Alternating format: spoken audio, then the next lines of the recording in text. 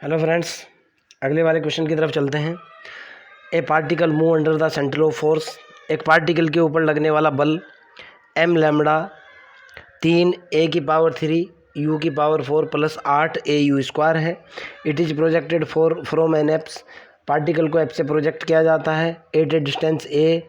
Particle को apse से a दूरी से प्रोजेक्ट किया जाता है from the centre of force with the velocity √10 lambda. Okay, केंद्रीय बल से उस पार्टिकल को प्रोजेक्ट किया जाता है और उसकी जो पार्टिकल की जो वेलोसिटी है, ठीक है ना, वो कितनी है? √10 लैम्बडा है। Show that the second apsidal distance is half of the first. हम लोगों को दिखाना है कि जो फर्स्ट एप्साइलन डिस्टेंस है, जो सेकंड एप्साइलन डिस्टेंस है, वो पहली एप्साइलन डिस्टेंस के एकदम आधी है। अर्थात हम लोगों को प्रूफ करना है कि r = a/2 है। And equation of the path, और उसके पाथ का इक्वेशन शो करना है। 2r = a × 1 + sec hyperbolic θ/√5। पहला रिजल्ट पहले प्रूफ कर रहा हूँ, दूसरा रिजल्ट बाद में प्रूफ करूँगा।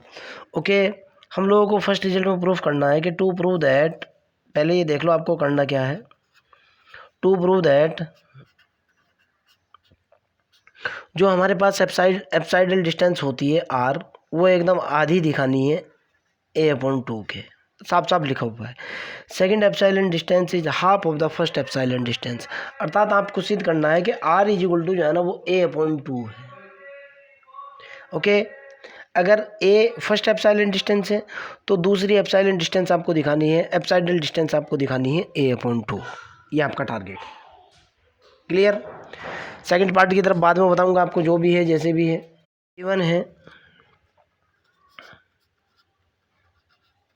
गिवन दैट सेंट्रल फोर्स की बात कर रहा हूँ। कितना दे रखा है भाई? सेंट्रल फोर्स मेरे को दे रखा है m lambda 3 a⁻³ u⁻4 + 8 a u²। ये तो मेरे को सेंट्रल फोर्स दे रखा है। सेंट्रल एक्सीलरेशन की बात करूं अगर मैं, तो कितना होगा? सेंट्रल एक्सीलरेशन जो केंद्रीय त्वरण होता है, जिसके ऊपर सेंट्रल ऑर्बिट टिका होता है, अगर मान लिया ये p हो तो p बराबर कितना होगा? Lambda × 3 a⁻³ u⁻4 + 8 a u²। Equation of central orbit क्या होता है? The equation of central orbit होता है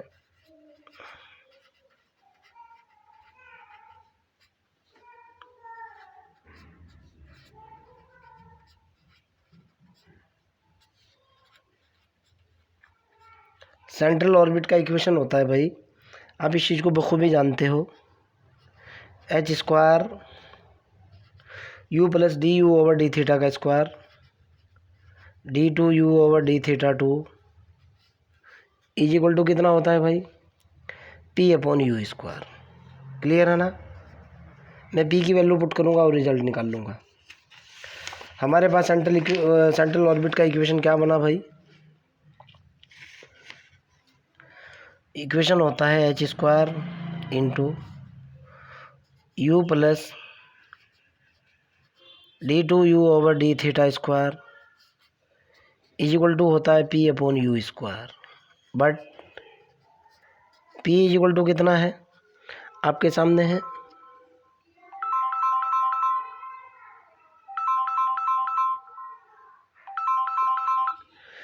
p = है आपके पास lambda 3 a⁻³ u⁻4 + 8 a u²। मैं p की वैल्यू पुट कर रहा हूँ और पहला रिजल्ट कैलकुलेट कर रहा हूँ। Okay, I am putting the value of p। तो ये निकल करके आया भाई h² u + d2u/dθ² = 1/u²। तो मेरा ये हो चुका 3 a⁻³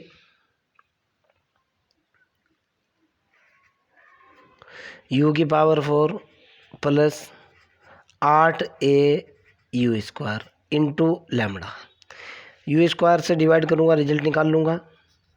ये हुआ H² U plus d2U/d θ² is equal to lambda into कितना निकल जाएगा भाई ये, जब U² से डिवाइड करूँगा 3A³ प्लस 8A। वही पुराना कंसेप्ट मैं कह रहा हूँ कि मल्टीप्लाई किससे मल्टीप्लाई करूँ भाई, किससे मल्टीप्लाई करूँ भाई? मैंने डायरेक्टली मल्टीप्लाई किया बाई 2 इंटू du/dθ से एंड इंटीग्रेट किया।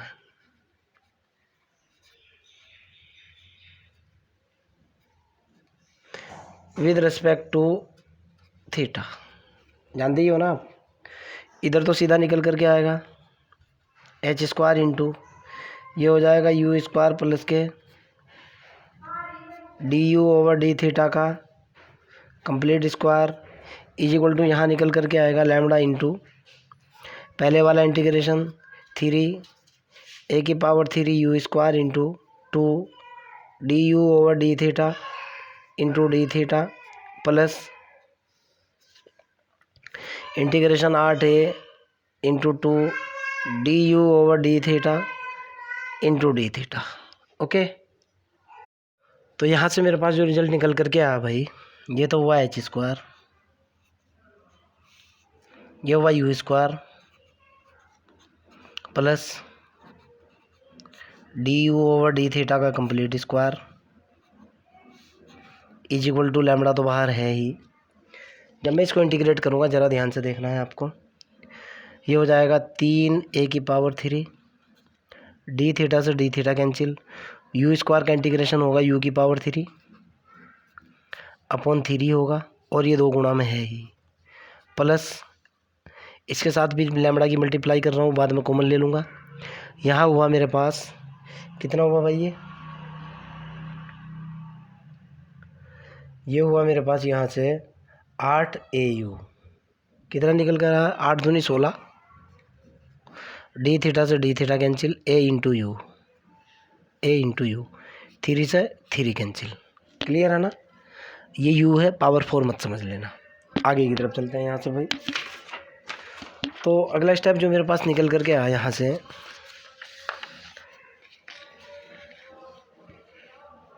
सीधे का सीधा निकल करके आया कितना, H² तो ये हुआ U² प्लस du/dθ का स्क्वायर इज इक्वल टू, ध्यान से देखना है भाई, लैम्बडा मैंने कॉमन ले लिया इसके अंदर से।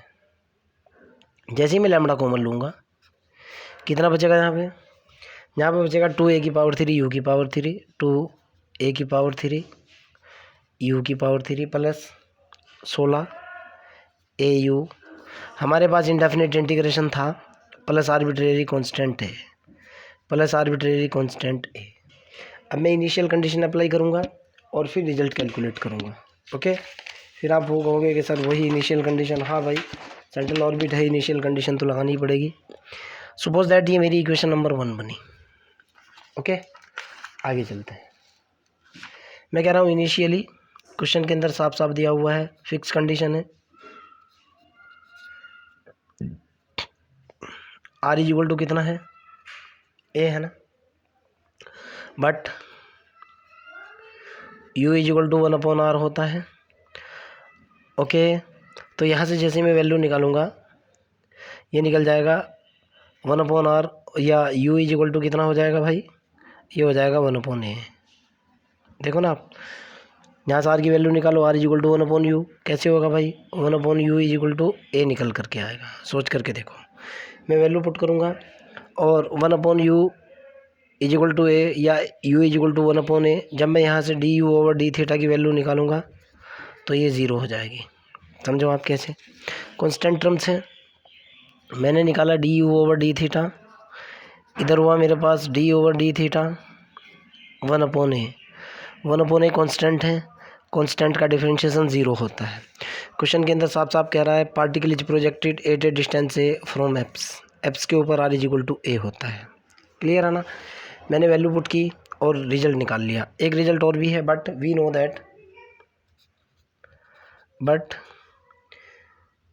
दैट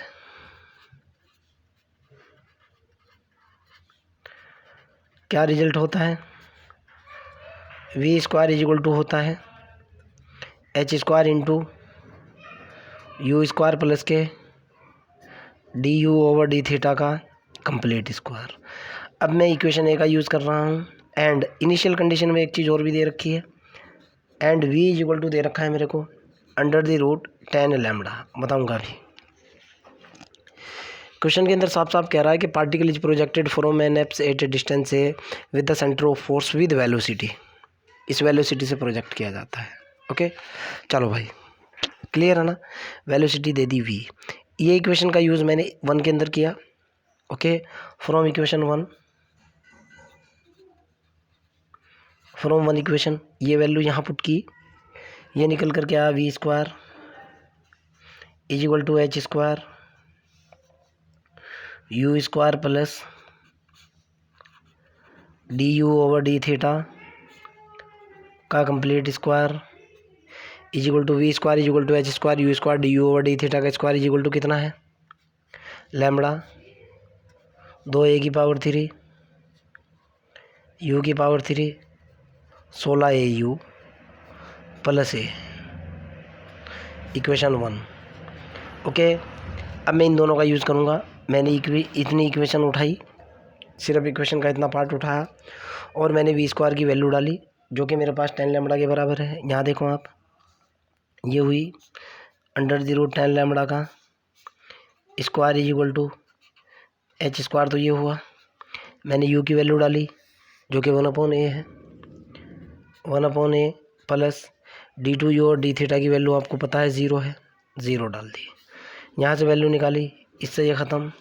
कितना रिजल्ट निकल करके आया मेरे पास भाई, रत्ती भर में आपको डाउट ना हो जाए। मेरे पास एच स्क्वायर की वैल्यू निकल करके आई, सॉरी ये यहाँ देखो आप, ये यू स्क्वायर है, ये 1/a स्क्वायर होगा, you is equal to 1/a है।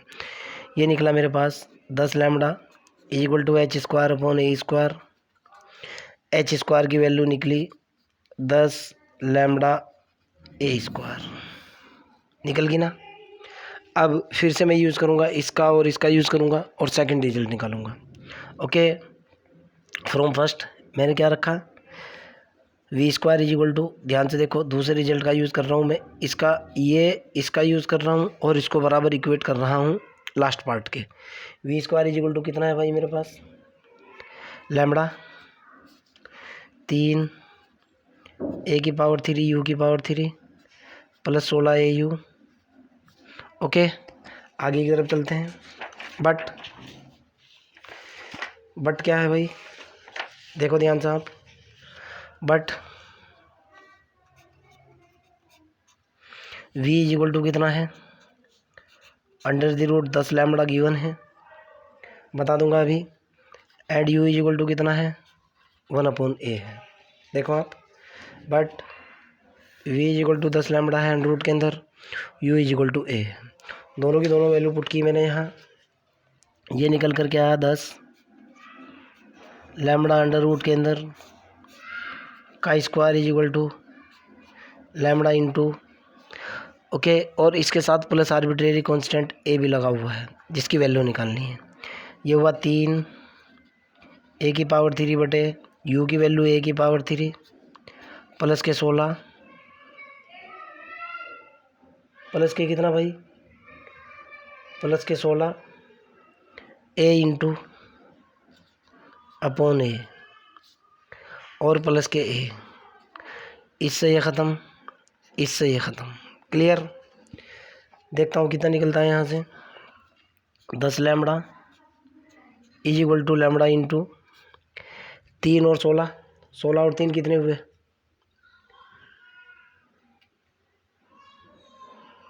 3 है कि 2 है, ये एक बार रुको ज़रा सी, कहीं ना कहीं मिस्टेक है भाई, ये 2 है। देखो आप, मैंने ज़रा सी मिस्टेक कर दी है, ये यहाँ देखो इक्वेशन के अंदर ये 2 है बेटा, मैंने इसको गलती से 3 लिख दिया।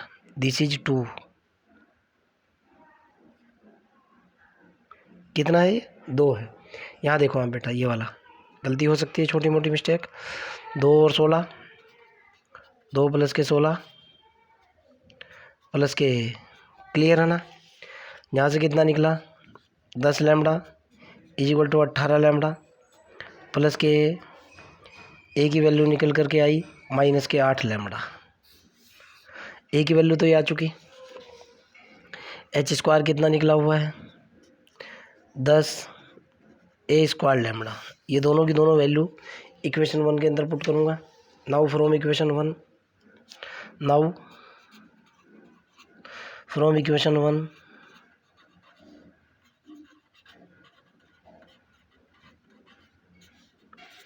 क्या है भाई आपकी equation 1? H square U square plus के D U over D theta का square is equal to lambda 2 A की पावर 3 यू की पावर 3 16 ए यू प्लस के ए। ये मेरा इक्वेशन 1 है। इसके अंदर मैं वैल्यू पुट करूँगा और अगला रिजल्ट निकालूँगा। ओके, मैं वैल्यू पुट करता हूँ और अगला रिजल्ट कैलकुलेट करने की कोशिश करता हूँ। ठीक है ना भाई? तो यहाँ मैंने नाउ मैं सीधा सीधा बोल रहा हूँ, पुटिंग क्या पुट कर रहा हूँ भाई? H square is equal to 10 A square lambda and capital A is equal to minus 8 lambda in first equation.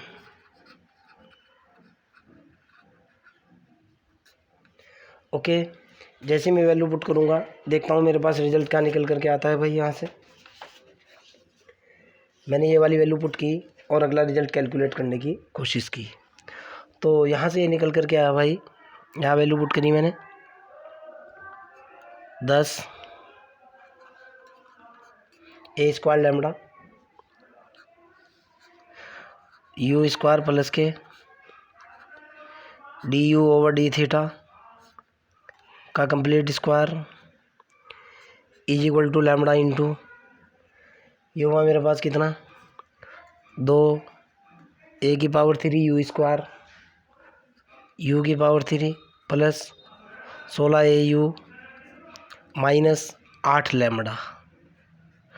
Lambda तो दोनों तरफ से कॉमन लेने के बाद ख़त्म।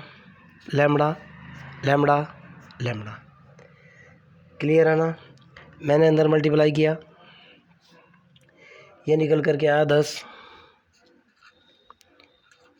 ए square U square plus K 10 A square D U over D theta का square is equal to 3 A की पावर 3 यू की power 3 16 A U minus K 8। आगे की तरफ चलते हैं भाई। यहाँ से मेरे पास रिजल्ट निकला 10 A square into D U over D theta का complete square is equal to, पहले इसको लिख लो, ये 2 है बेटा, जिसको बार बार 3 लिख रहा हूँ, ये बहुत बड़ी गलती हो सकती है। ये 2 है, इज इक्वल टू निकला मेरे पास 2 ए की पावर 3 यू की पावर 3 माइनस के कितना निकल गया भाई? 10 A square U square 10 A square U square plus K 16 A U minus K कितना? 8। क्लियर है ना? दोनों तरफ से मैं 2 कॉमन ले रहा हूँ और ख़त्म कर रहा हूँ। यहाँ से मैंने ये तो हुआ, इसको लिखा 2 गुणा 5 2 इंटू 5, तो ये हो चुका मेरा। और ये हुआ A square into D U over D theta का complete square is equal to 2 मैंने कॉमन ले लिया। ये बचा ए की पावर 3 यू की power 3 minus 5 A square U square plus 8 A U minus के 4, 2 से 1 कैंसिल, 5a² du/d का complete square is equal to, जो बचा मेरे पास, इज इक्वल टू, यहाँ से देखो दोनों में से कॉमन लूँगा मैं, इन दोनों के अंदर से मैं कॉमन ले रहा हूँ a²u²। ज़रा इंपॉर्टेंट स्टेप है, देखना। a²u² कॉमन लिया, मेरे पास कितना बचा भाई, au-1। ओके, और यहाँ जो है इन दोनों में से जैसे ही मैंने कॉमन लिया, -1 तो ये बचा, -4 और भी तो बचेगा ना, -4 बचेगा, और -4 कितना बचेगा भाई, -4 a²u² बचेगा। ज़रा ध्यान से देखो, प्लस के 8 au बचेगा, -4 बचेगा। यहीं कहीं इसको रिसेट कर दूंगा मैं। 5a² du/d का complete square is equal to a²u² au-1। इन दोनों में से 4 au कॉमन ले लिया, -4 au कॉमन ले लिया, कितना बचा भाई, ये बचा au-1। ठीक है ना। यहाँ फिर 4 au और बचा, प्लस के कितना बचा, 4 au बचा, -4 बचा। ये कहीं रिसेट हो जाएगा यार। ये निकल कर गया 5a² du/d का complete square is equal to a²u² au-1, minus के 4